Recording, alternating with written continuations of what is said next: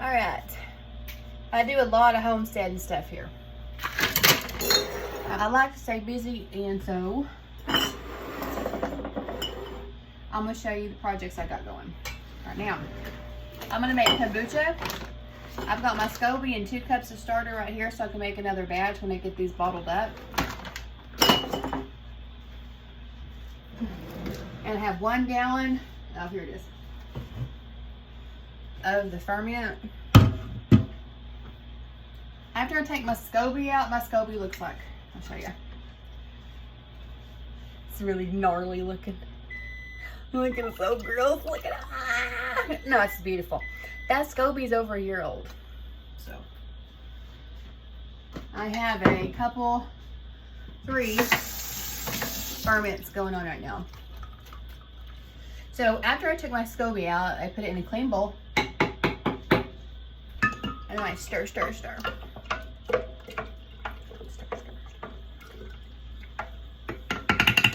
And then I take my 2 cups of starter out and put it, ooh, it bubbled. Do you see that? It bubbled, it bubbled. That's what you want. Put my 2 cups of starter in there. All right. I should have all my stuff ready. I don't.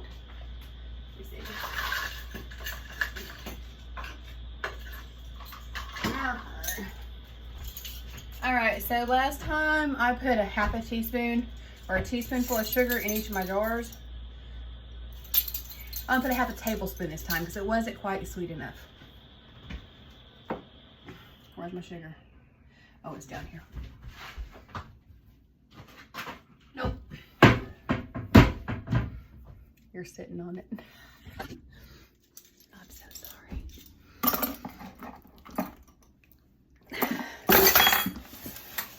That's a muscle. Okay. I can't get it off. Jason, come get the sugar lid off, please. I save my kombucha bottles when I get them. Boom. Boom.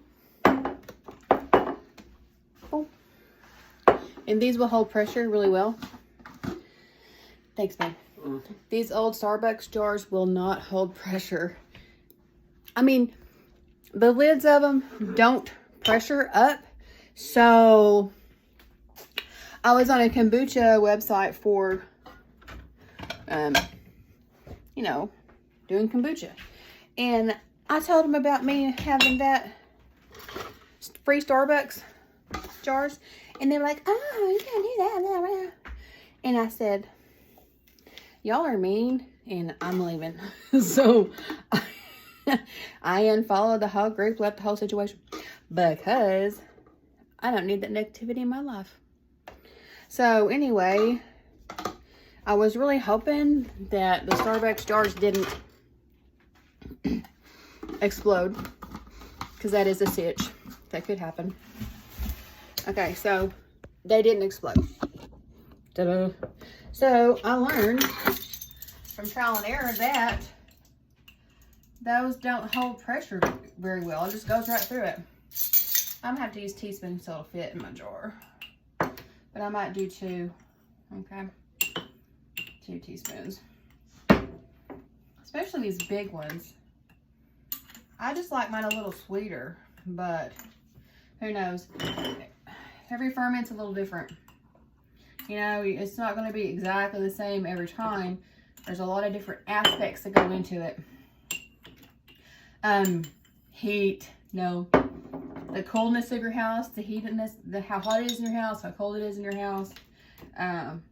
These are going to be really sweet. They're smaller. So there's just a lot of different stuff that goes into it. So, unless you follow a very strict batch every single time, which still the temperature changes can really affect your brew. So how I like to do this is, I do not have a funnel. I've lost my blue funnel somewhere. It is in the place. I'm doing peach this time. I did some, what was it?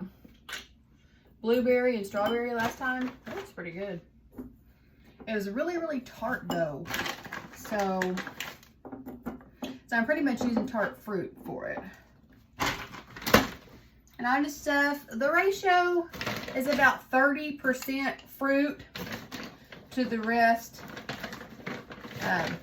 brew. So 30% fruit. So in this one, my fruit's frozen. That's not going to affect your brew. It's not going to affect it. So let's say that's about a quarter, 25%. I'm going to go with it like that because I don't have a whole lot of peaches. I've just got like a couple pounds, I think, or 1 pound of peaches.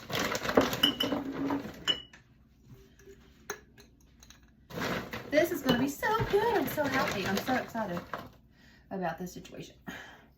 Okay, just cram them in there. Ugh.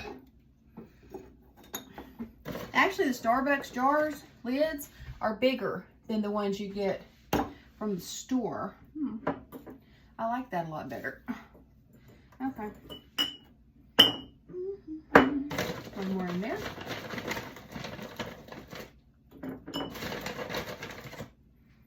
Maybe a couple. I'll rinse my hand real quick.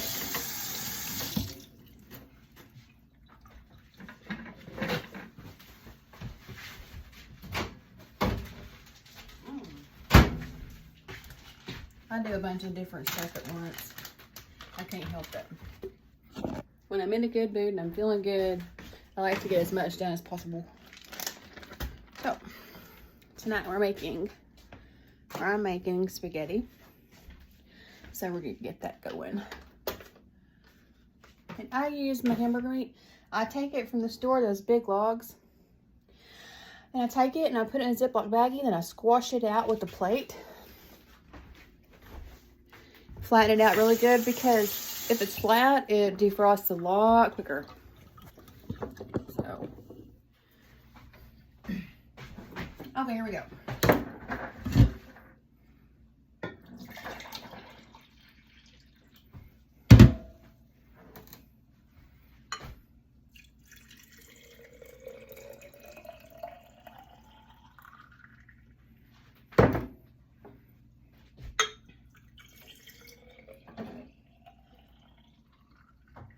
I have about 40 of those little jars.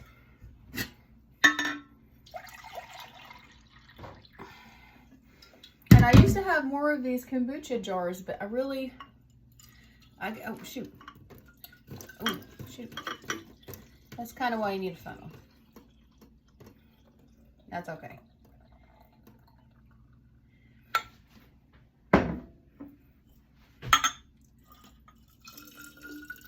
Maybe I just got it too full with the pork. Okay. See, because it did 2 Starbucks jars with 2 cups. So it held about a cup. But these are 16 ounces, so it's a pint.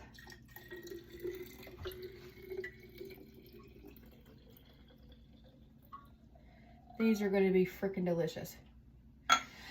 It says leave them out for about 3 or 4 days to ferment and then put them in the ice box, which I didn't do that to my last ones. They're just kind of sitting on the cabinet or in the pantry. And so I've been getting them whenever I think about it and just using them warm. And I'm seeing how that goes, you know. I'm testing that out.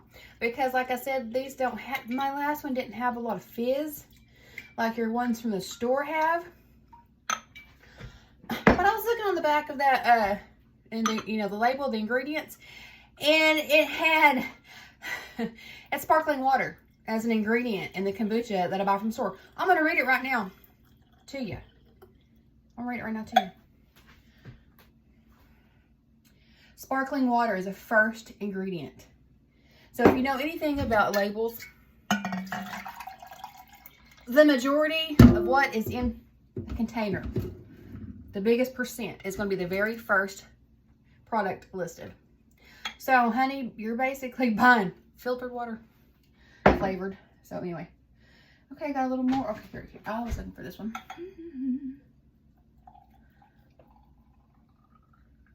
Okay, ta-da. Now, let's see if I can remember where I put all my lids. There's one. there.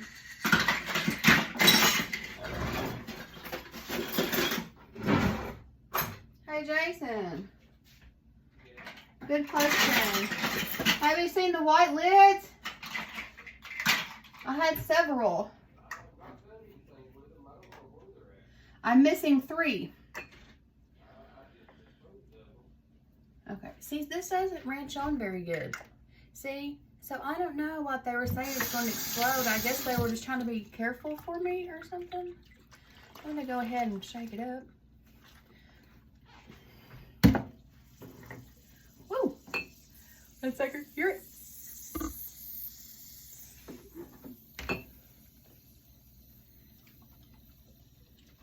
That is a good sign, y'all.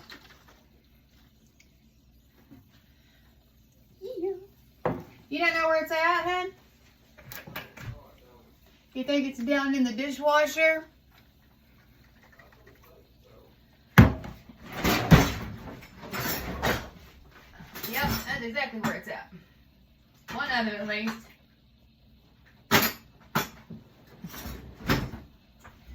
Give it a quick rinse. So this year was tragic for gardening. It really was. So, and then it seems like everything I try to do in the garden fails. Because I forget to water it because I have like 2 jobs. But tell you who's not going to have 2 jobs next week or in a couple weeks is me. Just one. I'm done. I'm sorry. I can't do it. I got too many hobbies. Okay, so that's 2. I can't.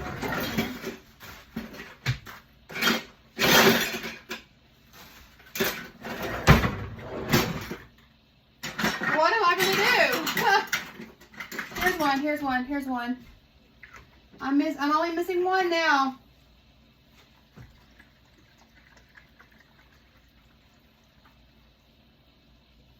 Okay.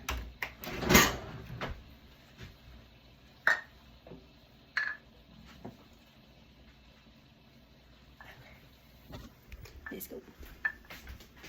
Done. Okay.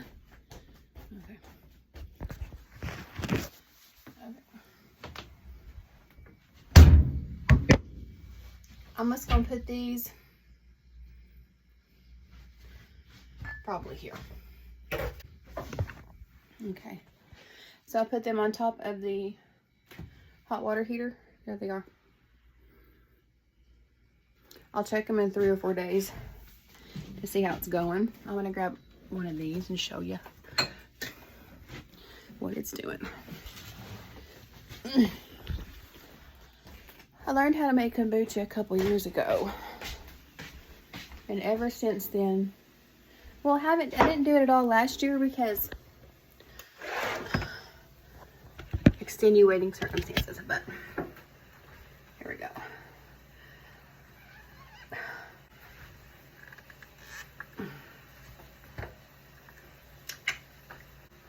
They are much better chilled, but you can go right in. Tastes vinegary. And there's not really much fizz.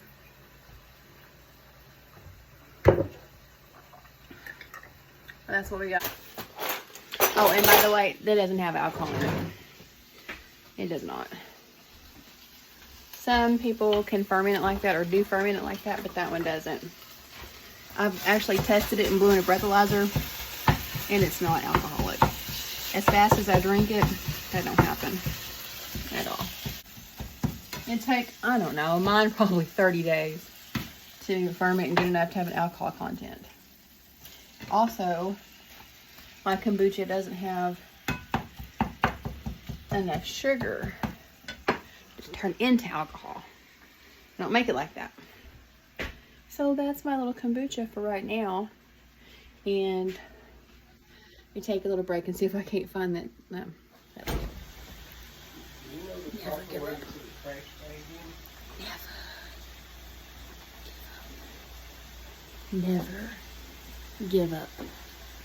Never give up.